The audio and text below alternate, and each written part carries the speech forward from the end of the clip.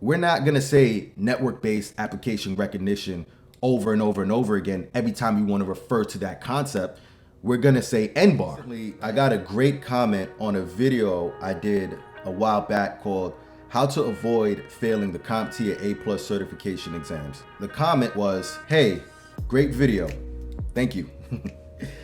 I liked and subscribed. Would you suggest someone taking this for the first time to write down all the acronyms on index cards and specifically drill on all of them what their function is? What do you suggest for acronyms? There are like 300 of them. Thank you." So that's a great question. I have a 3-step approach that's gonna help you to learn acronyms, not even have to even worry about them. Like, they'll become second nature. It'll be instinct when you see an acronym. It'll just automatically replay in your mind. The first step, I'm a huge proponent of this, is to take a higher level perspective of the exam by focusing on the concepts, the big brain concepts. The reason why I say take a higher level perspective on the exam is because people focus too much on the small details of these exams, specifically the CompTIA A+ certification exam. It's understandable because it's a lot of material. We like to think in a very discrete, atomized way that tends to just overly complicate the way that we approach studying. I think that we should take a holistic approach by focusing on the higher level concepts. When you focus on the concept as a whole, you think about, what are we trying to do with this concept? Or what does this concept promise to do? Or what is this concept saying that we can achieve by understanding it, right? Or what is the nature of the concept? These are questions that you should ask yourself as you're reading through the chapters. You should ask yourself, what is this chapter trying to teach me?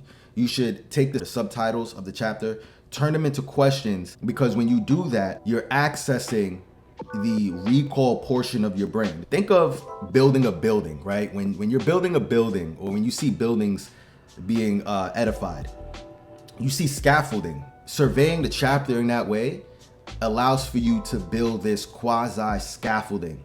Or maybe it's a mold you're building. It's a mold that you're putting together, and then when you come back to do more of your deeper studying, it's like you're pouring some sort of, I don't know, some sort of clay or something into that molding to allow the concepts to take form and allow you to utilize the concepts in a practical way. Think of acronyms as your friends. Acronyms are there to help you. When you understand the concepts, you'll understand why we're abbreviating certain terms, right? Here's a term that I just recently learned while studying for the CCNA. I'm looking over some QoS stuff, right? QoS is another acronym, quality of service. One of the concepts is called network-based application recognition.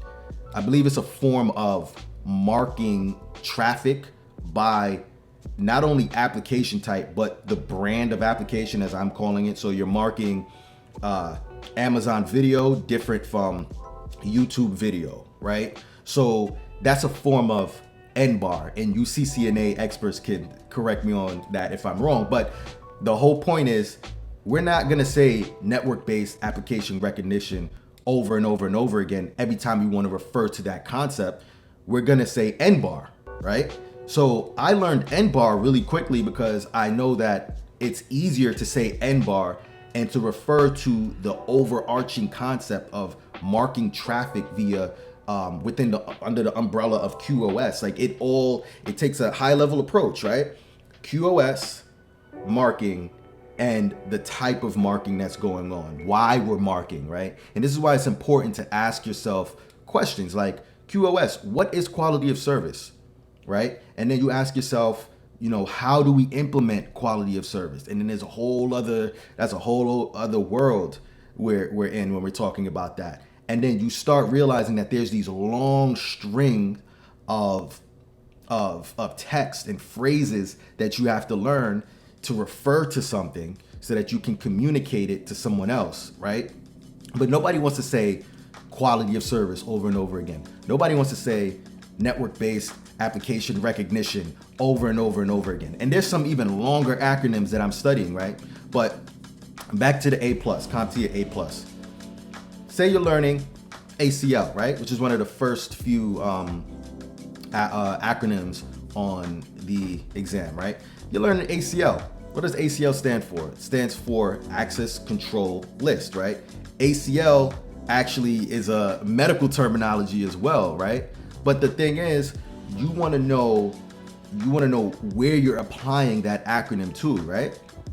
ACL, take the higher level perspective on it, and you know that ACLs could be applied to routers, firewalls, and I think in some cases layer 3 switches, right, that have like routing capabilities.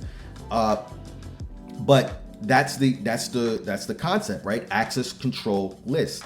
And once you understand access control list and what it does, where it's applied, what's its function, then you can take a lower level approach and say, okay, I know what access control list is, so I'm just gonna abbreviate it, ACL.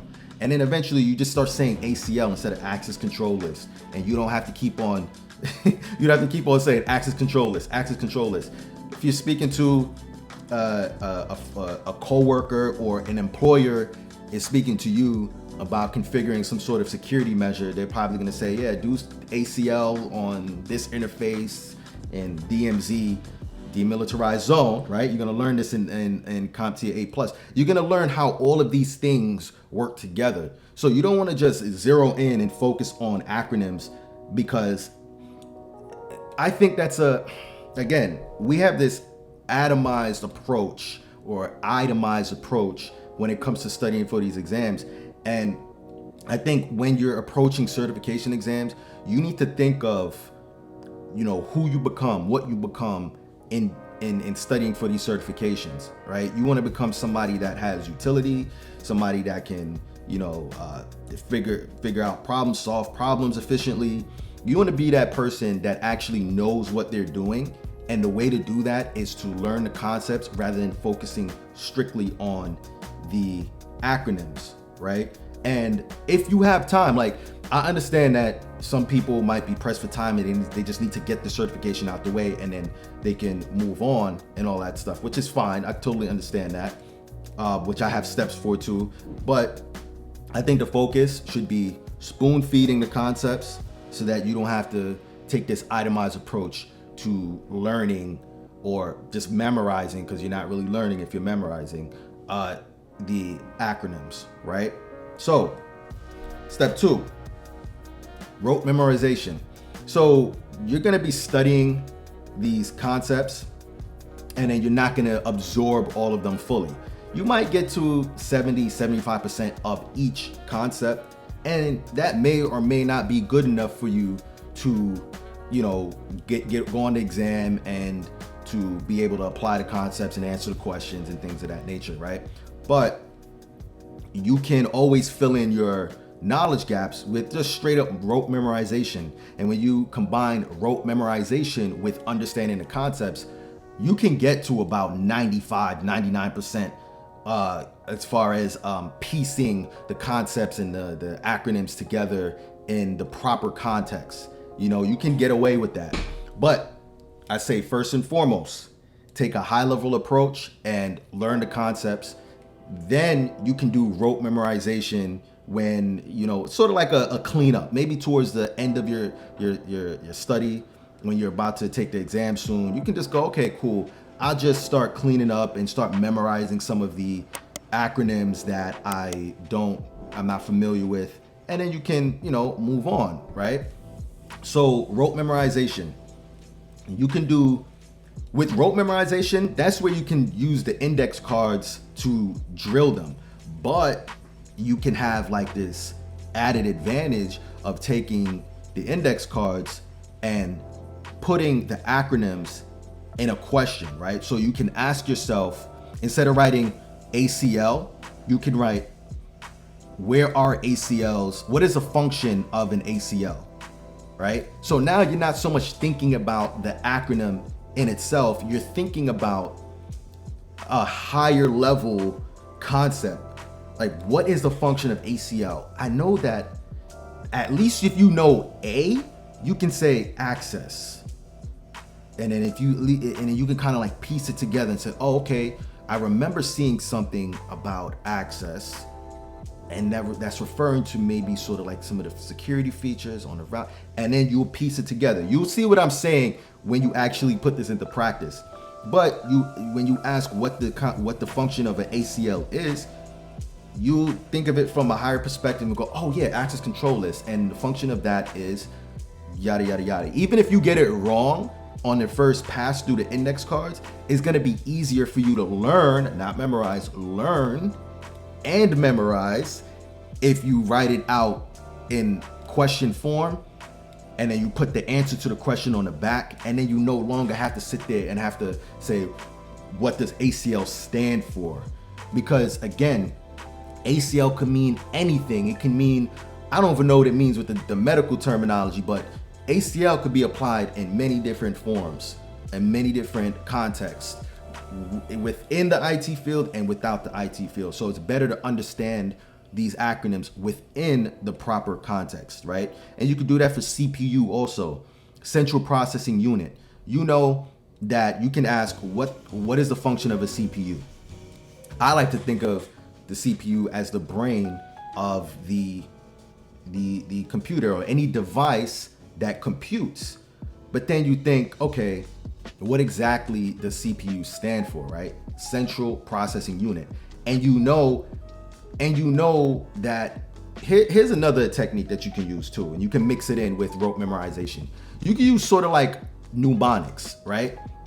Mnemonics is basically, I guess you're using a naming convention to memorize things, right? So Central Processing Unit, you could think of the CPU is the brain of devices, right? Smart devices, like this has a CPU, the computer that I'm recording this on has a CPU, the phone that I'm recording this on has a CPU, routers have a CPU, switches have a CPU. Pretty much everything nowadays have CPUs, right? But CPUs, you can think of it as the brain of these smart devices that we are using nowadays. But then you can also think of, okay, the brain is part of the central nervous system. So right there, you got a clue, right? And what does the brain do? The brain processes information, right? The brain is a unit. So you can connect CPU with brain. What does the brain do? If you know what the brain does, you know what a CPU is, and therefore what it stands for, Central Processing Unit. And this is how I did my little cleanup.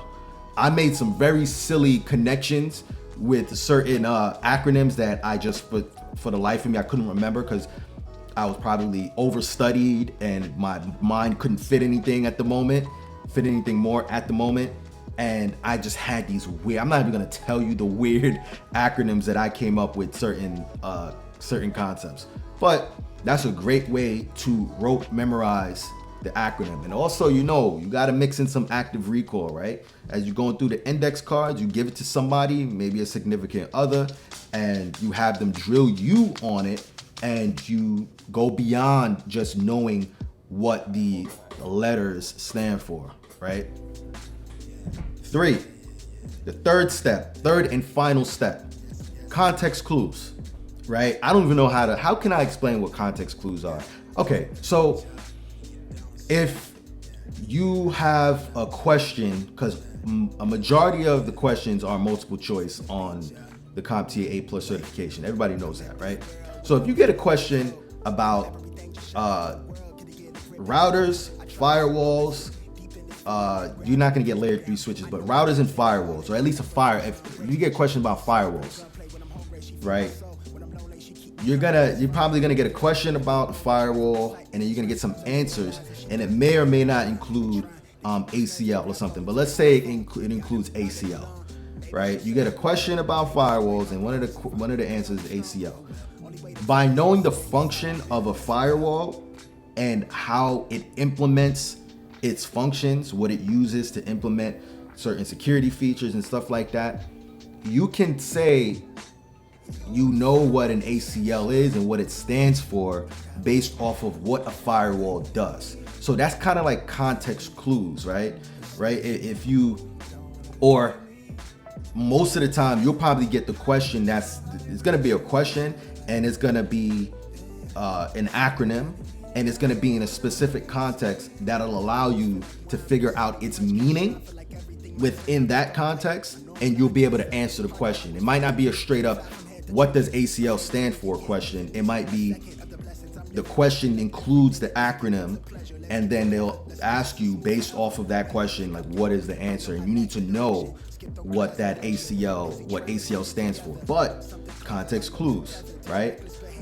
So that's pretty much it. It's just, I would just say, if you have time, focus on learning the concepts and spoon feeding the concepts over a long duration, so that you don't have to worry about acronyms, the whole time. You just focus on enjoying learning the material, because it is fun. Stuff is fun. And you just move through it like that, and then you're good to go. And you can just clean up with rote memorization, like I explained. And then when you get on the exam, and if you really just can't remember off the top of your head what certain acronyms mean, you just use context clues, and you just trust that your studies, you put it enough studying, and then you'll be good to go.